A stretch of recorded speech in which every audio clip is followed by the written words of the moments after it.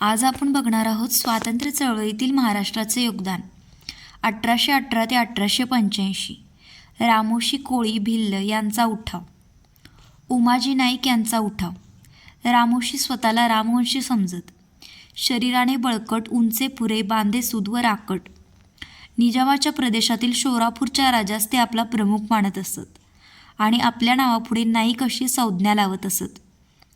पुणे प्रांतात रामोशांमध्ये चव्हाण आणि जाधव अशा दोन आडनावांची लोकं दिसतात.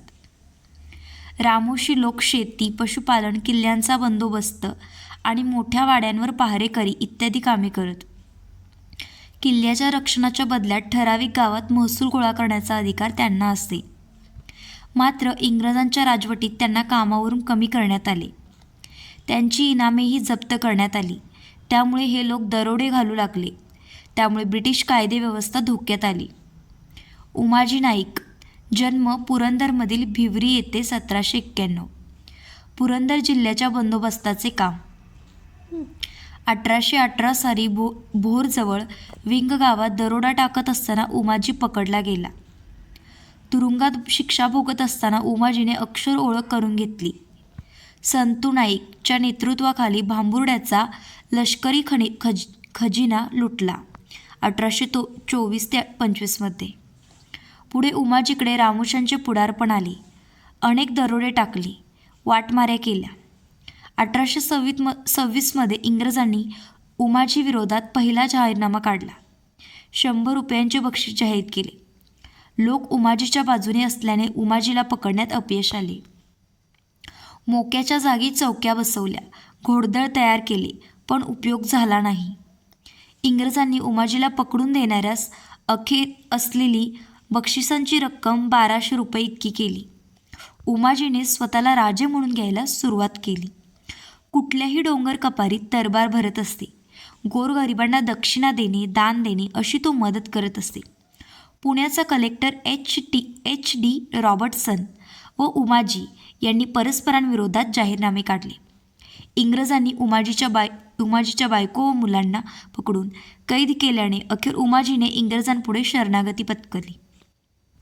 इंग्रजांनी त्याचे सर्व गुन्हे माफ केले. त्याने सरकारी नोकरी स्वीकारली. पुणे व सातारा या भागात शांतता टिकवण्याची जबाबदारी त्याच्याकडे सोपवण्यात आली. मात्र भोर संस्थानातील 13 गावांच्या महसुलावरून त्याचा इंग्रजांशी संघर्ष झाला. उमाजीने पुन्हा बंड केले. पुन्हा रामोशांच्या टोळ्या तयार केल्या. उमाजीला पकडण्याची जबाबदारी कॅ अलेक्झांडर व कॅ मॅकिंटॉश यांच्यावर सोपवण्यात आली. पुण्याचे तेव्हाचे कलेक्टर जॉर्ज जिबर्न व उमाजी यांनी परस्परांविरोधात जाहीरनामे काढले.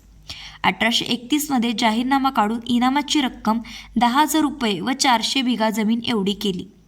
बातमी पुरवणाऱ्यास 5,000 रुपये रोख व 200 बिघा जमीन इतकी केली. उमाजीच्या जवळचे सहकारी काळू व नाना या आमिषाला बळी पडले. काळू व नाना यांनी विश्वासघाताने उमाजीला पुण्याच्या मुळशीजवळ आवळस येथे आणले. 25 डिसेंबर 1831 रोजी उमाजीला पकडून इंग्रजांच्या स्वाधीन करण्यात आले. त्याला गुन्हेगार ठरवून 3 फेब्रुवारी 1834 फाशी देण्यात आली. त्यानंतर बघूया कोळ्यांचे उठाव. कोळ्यांची मुख्यतः वस्ती मध्य प्रदेश, दक्षिण महाराष्ट्र, गुजरात व कोकण या भागात आहे. महाराष्ट्रात कोळ्यांचे साधे कोळी, डोंगरी कोळी असे भेद असून सोन कोळी, महादेव कोळी इत्यादी पोटभेद आहेत. किल्ल्यांच्या बंदोबस्तामध्ये त्यांचे महत्त्वाचे स्थान होते. परंतु इंग्रजी राजवटीत किल्ल्यांची व्यवस्था पूर्णतः बदलली गेल्यामुळे कोळ्यांच्या नोकऱ्या गेल्या. शेतीवर उदरनिर्वाह करावा तर इंग्रजांनी जमिनी काढून घेतल्या. त्यामुळे कोळ्यांवर उपासमारीची पाळी आली. त्यामुळे कोळी इंग्रजांच्या विरोधात गेले. कोळ्यांचे उठाव 3 टप्प्यात झाले. पहिला टप्पा 1824च्या दरम्यान मुंबई भागात नेटिव्ह इन्फंट्रीने उठाव केला. तो उठाव ब्रिटिशांनी दडपला व त्या भागात शांतता निर्माण केली. पोलीस दलातील कोळी जमातीचा अधिकारी रामजी भांगडिया हा अत्यंत नाराज झाला. त्याने आपल्या पदाचा राजीनामा देऊन जमातीचे प्रश्न सोडवण्यासाठी प्रयत्न सुरू केले. सारा भरण्यास नकार देऊन कोळ्यांचे संघटन सुरू केले. शस्त्रास्त्रे जमवली. 1828 साली रामजी भांगडियांच्या नेतृत्वाखाली कोळ्यांनी उठाव केला. हा संघर्ष 2 वर्ष सुरू होता. कॅ अलेक्झांडर व मॅकिंटॉश यांनी हा उठाव मोडून काढला. त्यानंतरचा दुसरा टप्पा, कोळ्यांनी पुन्हा उठाव करण्यासाठी शस्त्रास्त्रे गोळा केली. 1839ला पुण्यात एकदम उठाव केला. यावेळी 2 घोषणा करण्यात आल्या. दुसऱ्या बाजीरावास पेशवेपद देऊन पुन्हा मराठी राज्याची स्थापना झाली आहे व संपूर्ण राज्य कोळ्यांच्या ताब्यात आहे. घोड नदी येथील सरकारी खजिन्याला 150 कोळ्यांनी वेढा घातला. मात्र रोज या असिस्टंट कलेक्टरने उठाव मोडून काढण्यात यश मिळवले. 54 कोळ्यांना पकडण्यात आले. पुढील 5 वर्ष कोळी शांत राहिली. तिसरा टप्पा, रघु भांगडिया आणि बापू भांगडिया यांच्या नेतृत्वाखाली पुणे, नाशिक, नगर परिसरात उठाव केला. पुणे व सातारा येथेही लोण पसरले. 1845मध्ये बापू भांगडियाला पकडण्यात यश आले. त्यामुळे कोळ्यांमधील असंतोष वाढला. कोळ्यांनी लुटालुटीचे सत्र सुरू केले. उठावाचे लोण कोकण व पश्चिम महाराष्ट्रात पसरले.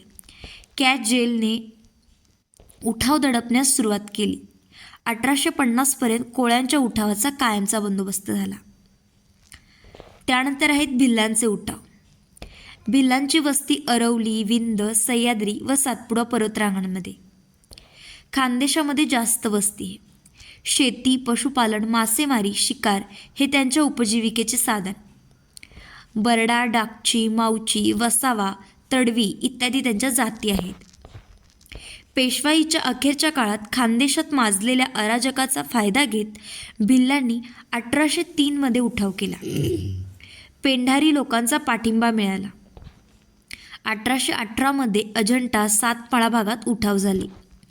कॅप ब्रिग्ज या कलेक्टरने या भागात उठाव मोडून काढण्यासाठी प्रयत्न केले.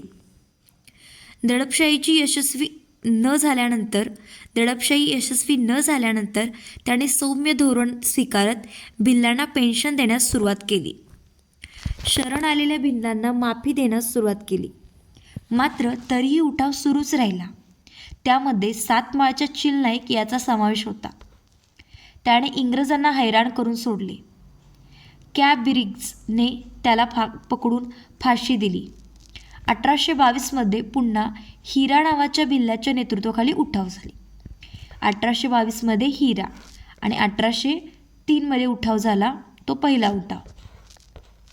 1825मध्ये सेवाराम घिसाडे यांच्या नेतृत्वाखाली पुन्हा उठाव झाले.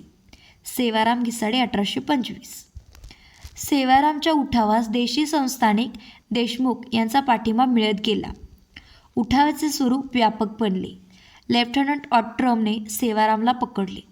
त्याच्यासह त्याच्या साथीदारांचे गुन्हे माफ केले. त्यांच्या जमिनी त्यांना परत दिल्या. भिल्लांचे कायमचे पुनर्वसन करण्यासाठी सैन्य भरती, बंदोबस्ताचे काम, सरकारतर्फे बियाणे पुरवणे अशी कामे व काही योजना सुरू केल्या. तर हे होते भिल्लांचे उठाव. 1822ला हिरा नावाचा भिल्ल आणि त्याच्या अगोदर सुरुवात झाली ती 1803मध्ये भिल्लांच्या उठावाची. 1822 हिरा नावाचा भिल्ल, 1825 सेवाराम घिसाडे आणि अगोदर आपण बघितलेले ते कोळ्यांचे उठाव, ते 3 टप्प्यांमध्ये झालेले. त्याचा पहिला टप्पा होता 1824च्या दरम्यान मुंबई भागात नेटिव्ह इन्फंट्रीने केलेला, तो होता पहिला टप्पा 1824. 1828ला कोणी केलेलं नेतृत्व? रामजी भांगडिया. आणि त्याच्यानंतर 1839ला पुण्यात एकदम उठाव झाला. त्यानंतर पुढं 1845मध्ये बापू भांगडिया यांना पकडण्यात यश आलं. त्यानंतर आता आपण पुढे बघूया. 1857चा उठाव आणि महाराष्ट्र. रंगो बापूजी गुप्ते. सातारचे छत्रपती प्रतापसिंह यांचे गेलेले राज्य परत मिळवण्यासाठी रंगो बापूजी गुप्ते यांनी प्रयत्न केले. त्यानिमित्ताने ते इंग्लंडला गेले, मात्र हताश होऊन परतावे लागले. त्यामुळे त्यांनी 1857च्या उठावात भाग घेतला. युरोपियन अधिकाऱ्यांना ठार करणे, सरकारी खनिजे लुटणे, कैद्यांची सुटका करणे, त्यासाठी भोरपासून बेळगावपर्यंत हिंडून मांग, रामोशी, कोळी यांना एकत्र करून सैन्य उभारले. उठावासाठी कोल्हापूर, पंढरपूर, फलटण, वाठार, बेळगाव, कळंबी, कराड, आरळे, देऊर इत्यादी ठिकाणे निवडली. इंग्रजांना त्यांच्या हालचालींचा सुगावा लागल्यावर ते भूमिगत झाले. कोल्हापूरमधील उठाव. पहिला उठाव 31 जुलै 1857च्या रात्री 27व्या रेजिमेंटमधील भारतीय सैनिकांनी यामध्ये पुढाकार घेतला. रेजिमेंटची तिजोरी लुटून युरोपियन अधिकाऱ्यांच्या घरावरही हल्ले केले. जेकब नावाच्या अधिकाऱ्याने हा उठाव मोडून काढला. दुसरा उठाव 6 डिसेंबर 1857 रोजी घडून आला. कोल्हापूर, धारवाड येथील हिंदी शिपायांनी बंडाची योजना आखली, मात्र ब्रिटिशांनी सावध होऊन उठाव मोडून काढला. पेठमधील उठाव. नाशिक जिल्ह्यात पेठ या ठिकाणी कोळ्यांनी उठाव केला. पेठचा राजा भगवंतराव निळकंठराव यांनी नेतृत्व केले. 6 डिसेंबर 1857 रोजी कोळी लोकांनी हर्सूलच्या बाजारात अचानक लूट केली. त्यावेळी त्यांना भिल्लांनी मदत केली. सरकारी खजिना लुटला. ग्लासपूल या इंग्रज अधिकाऱ्याने बंड मोडून काढले. पेठच्या राजाला फाशी देण्यात आली. नगर नाशिकमधील उठाव. 1857च्या बंडात नाशिक नगरमध्ये भिल्लांनी उठाव केला. 21 जानेवारी 1857ला नांदगावला भिल्ल आणि इंग्रज यांच्यात जोराची चकमक झाली. ब्रिटिशांनी अनेक बंडखोरांना ठार केले. काहींना फाशी व काहींना जन्मठेप दिली गेली. जमखिंडी संस्थानातील उठाव. जमखिंडीचे राजे आप्पासाहेब पटवर्धन होते. ते इंग्रजांच्या मर्जीतील होते. त्यांनी आपल्या संस्थानात उठाव होऊ नये म्हणून शस्त्रास्त्रे व दारुगोळा किल्ल्यास साठवला. परंतु त्यांच्या या हालचालींबाबत इंग्रजांचा गैरसमज झाला. इंग्रजांनी संशयितांना ताब्यात घेतले. उठाव होण्यापूर्वीच तेथे बंदोबस्त करण्यात आला. मुधोळमधील बेरड जमातीचा उठाव. इंग्रज सरकारने 1857मध्ये शस्त्रबंदीचा कायदा लागू करून लोकांकडून हत्यारे आपल्याकडे जमा करून घेण्यास सुरुवात केली. मुधोळमधील हुलगडीच्या बेरडांना हा कायदा मान्य नव्हता. कोणीही शस्त्रे जमा करू नयेत असा प्रचार त्यांनी सुरू केला. मुधोळच्या संस्थानिकाने इंग्रजांना बातमी कळवून सैन्य बोलावून घेतले. सैन्य व बेरड यांच्यात चकमक झाली. हुगळी येथे एका रात्री 200 बेसावत बेरडांची कत्तल करण्यात आली. नागपूरमधील उठाव. नागपूरमधील 13 जून 1857 ही उठावाची तारीख ठरली होती. रात्री आकाशात शोभेच्या दारूंचे फुगे सोडून इशारा द्यायचा होता व इंग्रज रेसिडेन्सी, सीताबर्डीचा किल्ला, कामठी इत्यादी ठिकाणी ताब्यात घ्यायची होती. मात्र इंग्रजांना याचा सुगावा लागला. आकाशात फुगे सुटणार नाहीत याची काळजी घेतली. दुसऱ्या दिवशी पकडलेल्या 3 बंडखोरांना फाशी देण्यात आली आणि अनेकांना जन्मठेप सुनावली. औरंगाबादमधील उठाव. 1857च्या उठावाच्या वेळी औरंगाबाद निजामी राजवटीत होते. सर्वत्र झालेल्या बंडामुळे तेथील इंग्रजी फौजेतील हिंदी शिपायांत चलबिचल सुरू झाली. तेथील घोडदळाच्या पलटणीस मुस्लिम शिपायात चाललेल्या हालचालींबाबत इंग्रज साशंक बनले. उठावाचा उद्रेक होण्यापूर्वीच संशयित पकडले गेले. अनेकांना सैन्यातून बडतर्फ करण्यात आले. त्यानंतर आहेत शेतकऱ्यांचे उठाव. पावसाचे कमी प्रमाण, शेतकऱ्यांची दयनीय अवस्था, दुष्काळात ही कर वसुली, शेतमजुरांना मजुरी नाही, शेतीचे कमी उत्पन्न यामुळे शेतकऱ्यांनी उठावात सहभागी झाले. 1874मध्ये पुणे जिल्ह्यातील शिरूर तालुक्यातील करदे गावापासून हे उठाव सुरू झाले. सारा भरण्यास नकार दिला. शेतकऱ्यांनी सावकारांवर हल्ले केले. 12 मे 1875मध्ये सुपे येथे शेतकऱ्यांनी पहिला उठाव केला. पण उठावाची सुरुवात कधी झालेली आहे? 1874 साली पुणे येथील शिरूर तालुक्यातील करदे गावापासून उठाव सुरू झालेत आणि पहिला उठाव केला तो सुपे येथील शेतकऱ्यांनी 12 मे 1875. मारवाडी, गुजर व सावकारांवर हल्ले चढवले. नंतर नगर, सातारा, सोलापूर, रत्नागिरी या जिल्ह्यात उठाव झाले. नगर जिल्ह्यात सावकारांच्या घरांवर हल्ले करण्यात आले. गहाण खाते जाळून टाकणे, सावकारांची मालमत्ता लुटणे असे प्रकार सुरू झाले. पुण्यात खून, लुटमार सुरू झाली. मुंबई सरकारने उठावामागे असलेले दुष्काळाचे कारण लक्षात घेऊन व शेतकऱ्यांच्या संतोषाच्या इतर कारणांची चौकशी करण्यासाठी डेक्कन रायॉट्स कमिशन नेमले.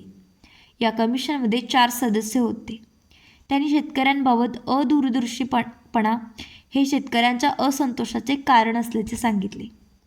सरकारने 1879मध्ये दी डेक्कन ॲग्रिकल्चर रिलीफ ॲक्टमध्ये संमत केला. त्या अन्वये तगाईची सोय असावी, शेतकरी बँका सुरू करणे, कर्जबाजारीपणामुळे शेतकऱ्यांच्या